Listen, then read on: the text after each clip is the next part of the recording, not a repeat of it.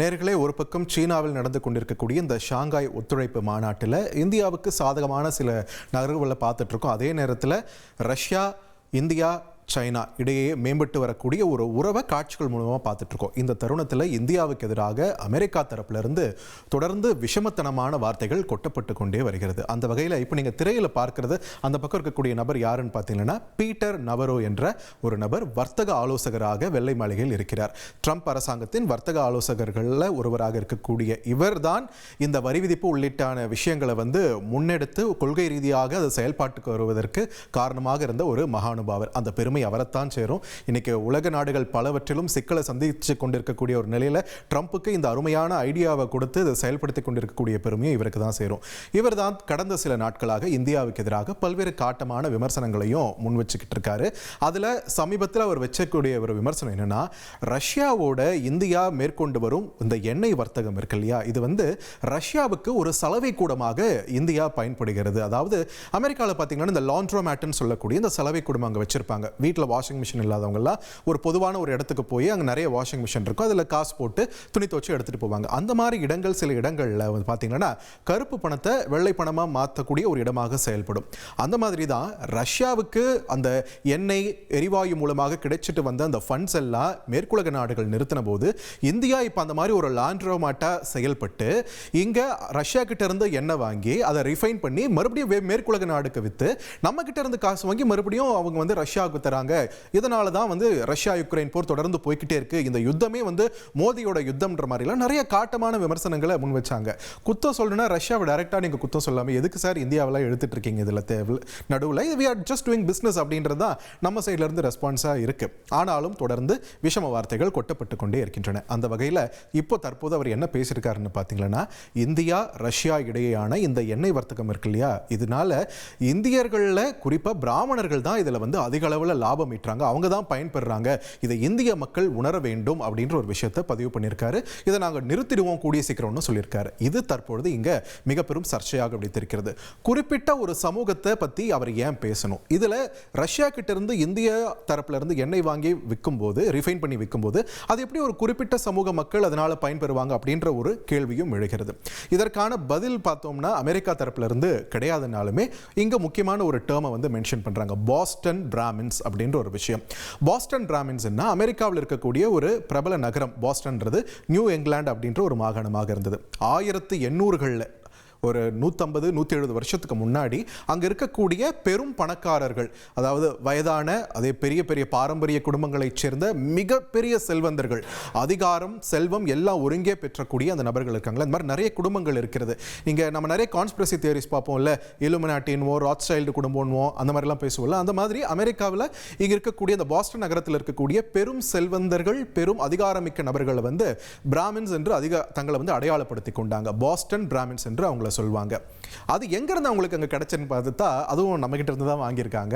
இங்க இந்தியாவில இருந்து ஆங்கிலேயர்கள் கத்துக்கிட்ட ஒரு விஷயம் என்னன்னா, இங்க இருக்கக்கூடிய சாதிய கட்டமைப்பு. இதுல பார்த்தோம்னா சமூக கட்டமைப்பை பொறுத்த வரைக்கும் அதிகாரம் பொருந்தியவர்களாகவும் நிறைய படிச்சவங்களாகவும் அந்த காலகட்டத்தில் இருந்தது பிராமண சமூகம்ன்றதுனால இங்க அமெரிக்காவில் புதிதாக உதயமாகி கொண்டிருக்கக்கூடிய ஒரு பிரதேசமாக இருந்த சூழல்ல அங்க ஒரு பெரும் பணக்காரர்களாக இருந்த அந்த கூட்டம் என்ன சொன்னாங்கன்னா, அங்க எப்படி இருக்கிறதோ அதே மாதிரி தான் இங்கேயும் நாம இருக்கோம், அப்ப நாமளும் ஒரு விதமான பிராமின் தான் சொல்லிட்டு இந்த பாஸ்டன் பிராமின்ஸ் அப்படின்ற ஒரு வார்த்தை அப்போ பயன்படுத்த ஆரம்பிச்சாங்க. இந்த ஒரு பொருள்ல தான் அவர் இப்போ குறிப்பிட்டிருக்காரு அப்படின்ற ஒரு விளக்கம் ஒரு சாரார் தரப்புல இருந்து கொடுக்கப்பட்டு வருகிறது.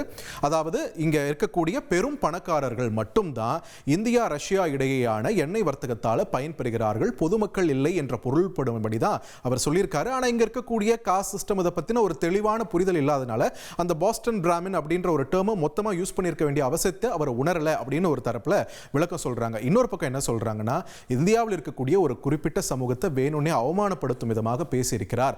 அதனால தான் இங்க ஒரு மோதல் போக்கை உருவாக்குவதற்கு அமெரிக்கா சதித்திட்டம் தீட்டுகிறதான்ற ரேஞ்சில் எல்லாம் இன்னொரு பக்கமும் ஒரு விளக்கமானது கொடுக்கப்பட்டு அது சமூக ஊடகங்களில் பெரிய அளவில் விவாதிக்கப்பட்டு வருகிறது. அதே நேரத்தில் தற்பொழுது இந்த ஷாங்காய் ஒத்துழைப்பு மாநாட்டை அமெரிக்கா பெரிய அளவில் ரசிக்கவில்லை என்பது ஓப்பனாகவே தெரிகிறது. இதில் நம்ம இன்னும் சொல்லணும், இன்னும் ரொம்ப சிம்பிளா சொல்லிடலாமே, தமிழகத்தில் ஒரு பிரபலமான ஒரு சீரியல் இருக்கு, ஒரு டெரரான மாமியார், அவங்களுக்கு 3 மருமகள் இருக்காங்க. இருக்காங்க. ஒருத்தங்க வந்து ரொம்ப ஏழை குடும்பத்திலிருந்து வந்து கொஞ்சம் கொஞ்சமாக உழைச்சி முன்னேறிட்டு இருக்கக்கூடிய ஒரு நபர். இன்னொருத்தங்க ஏழையாக ஆரம்பித்தாலுமே ஓரளவுக்கு இப்போ பொருளாதார ஸ்டெபிலிட்டியை கொண்டு வந்திருக்கிறவங்க. ஆனால் அவங்க வந்து நிறைய ஃப்ராடு வேலையெல்லாம் பண்ணுவாங்க அப்படின்னு அவங்க மேலே ஒரு குற்றச்சாட்டு இருக்கும். மூணாவது பெரும் பணக்கார குடும்பத்திலிருந்து வந்த ஒரு மருமகள். ஆனால் இந்த 3 மருமகள்களையுமே ஒரு மாதிரி நடத்தினாலுமே இந்த 3 பேர்கிட்டயுமே அவங்களுக்கு பிரச்சனை இருக்கு. இந்த 3 மருமகள்களும் ஒன்று சேர்ந்துடக்கூடாதுன்றதுலேயும் அந்த மாமியார் வந்து உஷாரா இருப்பாங்க. அவங்க சேர்ந்தாலும் அதை ரசிக்க மாட்டாங்க. இப்போ எக்ஸாக்ட் சிச்சுவேஷன் தான் நம்ம இங்க பார்த்துட்டு இருக்கோம். இங்க அந்த டெரர் மாமியாரா அமெரிக்கா ட்ரம்ப் இருக்காங்க. இங்க கொஞ்சம் கொஞ்சமா உழைச்சு முன்னேறிட்டு இருக்க அந்த மருமகளா இந்தியா இருக்கு. ஃப்ராட் வேலை பண்ணாலும் பொருளாதார ரீதியா இப்போ செட்டிலா ஓரளவுக்கு நல்லா இருக்கக்கூடிய ஒரு நாடாக சைனா இருக்கிறது. ஆரம்பம் முதலே பவர்ஃபுல்லா இருக்கக்கூடிய ஒரு நாடாக அமெரிக்காவோட கண்கள்லேயே விரல விட்டக்கூடிய ஒரு சக்தியாக இருக்கக்கூடிய ஒரு நாடாக ரஷ்யா இருக்கிறது. ஆனால் பாருங்க, இத்தனை விவகாரம் போயிட்டு இருக்கும்போது ரஷ்யாவுக்கு எதிராக ஓப்பனாக பேசல. சீனா என்ன வாங்குதுன்றதை பற்றி அமெரிக்கா விமர்சனம் பண்ணல. ஆனால் இந்தியா வாங்குறது மட்டும்தான் அவங்களுக்கு பிரச்சனையாக இருக்குது. ஸோ நான் என்ன சீரியல் சொல்கிறேன்னு உங்களுக்கு தெரியும்னு நம்புகிறேன். ஸோ அதையும் இதையும் பொறுத்து பார்த்தீங்கன்னா ஆல்மோஸ்ட் சிங்க் ஆகிறதையும் நம்மளால் உணர முடிகிறது.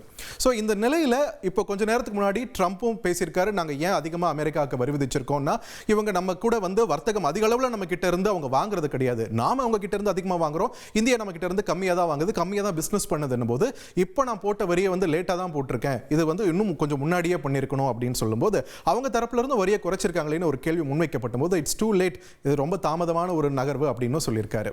இவங்க பீட்டர் நவரோவா இருக்கட்டும் இல்லைன்னா ட்ரம்பா இருக்கட்டும், இவங்க சொல்லக்கூடிய லாஜிக் என்ன? ஆக்சுவலி பீட்டர் நவரோட சித்தாந்தத்தை தான் தற்பொழுது ட்ரம்ப் வெளிப்படுத்திட்டு இருக்காரு. ஆனால் பீட்டர் நவரோவை பற்றி நம்ம பேசும்போது ஹார்வர்ட் பல்கலைக்கழகத்தில் படித்த பெரிய படிப்பு படித்த ஒரு நபர், பொருளாதார ஆலோசகராக இருக்கார், வர்த்தக ஆலோசகராக இருக்கார். அப்படின்னும் போது இவருடைய பேக்ரவுண்டை நம்ம பார்க்கும்போது ஆன்டை சீனா அப்படின்றது தான் இவருடைய முக்கிய சித்தாந்தமாக இருக்கிறது. ட்ரம்ப் முதல் முறையாக அதிபராக பதவியேற்ற போது அவரை வந்து இந்த பீட்டர் நவரோவை ட்ரம்ப்புடைய மருமகன் தான் ட்ரம்ப்புக்கு வந்து அறிமுகப்படுத்தி வைக்கிறாரு.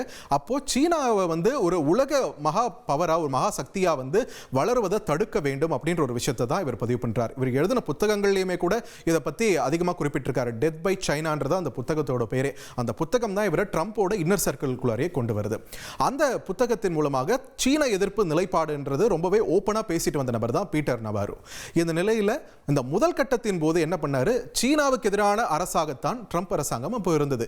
சீனாவை வந்து வளர விடக்கூடாது, நம்மளுடைய கைதை ஓங்கி இருக்கணும் அப்படின்றது. ஆனா இந்த 2வது டேர்ம்ல என்ன ஆச்சுன்னு தெரியல. பீட்டர் நவரோ என்ன பண்ணிட்டாரு, இது ரஷ்யா சீனா இந்தியா அப்படின்ற ஒரு ஆக்சிஸை நோக்கி நிறைய நகர்வுகள், நிறைய பேச்சுகள் தொடர்ந்து பேசிக்கிட்டே வராரு. இந்த 50% வரி விதிப்பு சீனாவுக்கு வந்து, ஆனாலுமே வரியில் பார்த்தீங்கன்னா திடீர்னு மேலே போச்சு, திடீர்னு இறங்குச்சு, இந்த மாதிரியான ஒரு அன்ஸ்டேபிளான ஒரு நகர்வு போயிட்டு இருக்கிறதுக்கு எல்லாத்துக்குமே கை காட்டுறது இந்த பீட்டர் நவரோவை தான். இந்த நிலையில் ரஷ்யாவை பற்றியும் எதுவும் பெருசாக பீட்டர் நவரோ பேசலை, அதே மாதிரி சைனாவை பற்றியும் பெருசாக எதுவும் பேசலை. அதாவது விமர்சனங்கள் இருந்தாலுமே இந்தியாவுக்கு எதிராக இவர் பயன்படுத்தக்கூடிய அந்த காட்டமான வார்த்தைகள் இருக்கு இல்லையா, அந்த அளவுக்கு மற்ற 2 நாடுகளையும் பேசலை. ஆன்டை சீனா சித்தாந்தம் என்னாச்சு, ஏன் அது இப்போ ஆன்டை இந்தியாவாக மாறி இருக்கு அப்படின்ற ஒரு கேள்விகளும் இங்கே வலுவாகிறது. இத்தனை விமர்சனங்கள் இருந்தாலும் அந்தந்த நாட்டுக்கான ஒரு ஸ்ட்ராட்டஜிக் அட்டானமின்னு சொல்லக்கூடிய அந்த மூலோபாயம் அப்படின்ற ஒரு விஷயம் இருக்கு இல்லையா, அதை இந்தியா தொடர்ந்து ஃபோக்கஸ் பண்ணிக்கிட்டே தான் இருக்கு. தற்பொழுது சர்வதேச அரங்கில் இந்த அளவுக்கு காட்சிகள் மாறும், கூட்டணிகள் மாறும் யாரும் எதிர்பார்த்திருக்க மாட்டாங்க. ஏன்னா ஒரு 6 மாசத்துக்கு முன்னாடி சீனாவுக்கும் இந்தியாவுக்கும் இடையே மீண்டும் நட்பு மலரும்னு சொன்னால் யார் நம்பியிருப்பாங்க? இப்போ நடக்கக்கூடியது என்ன? ஸோ ட்ரம்ப்பும் தற்பொழுது பேசியிருக்கக்கூடிய நிலை இந்த வரி தொடரப்போகிறது அப்படின்றத உறுதிப்படுத்த மாதிரி தான் பேசியிருக்காரு. ஸோ வரும் நாட்களில் இந்த எண்ணெய் வர்த்தகம் எப்படியெல்லாம் டேர்ன் எடுக்க போகுது, அமெரிக்கா தரப்புல இருந்து இன்னும் என்னென்ன மாதிரியான ரெஸ்பான்ஸ் எல்லாம் வரப்போகுதுன்னு நமக்கு தெரியல. ஆனால் தற்போதைய சூழலில் பீட்டர் நவரோ மாதிரியான ஆட்கள் இந்த ஈக்குவேஷன் இருக்கு இல்லையா, 2 நாட்டுக்கும் இடையான ஈக்குவேஷனை மீண்டும் ஒன்று சேர்ந்துராத மாதிரி தான் ரொம்பவே களத்தை ஹார்டாக்கிட்டு இருக்காங்க, டஃப் ஆக்கிட்டு இருக்காங்க அப்படின்றது மட்டும் இங்கே கள யதார்த்தமாக இருக்கிறது. இதை இந்தியா நிச்சயம் சமாளிக்கும் என்பதிலும் இங்கே மாற்று கருத்து கிடையாது.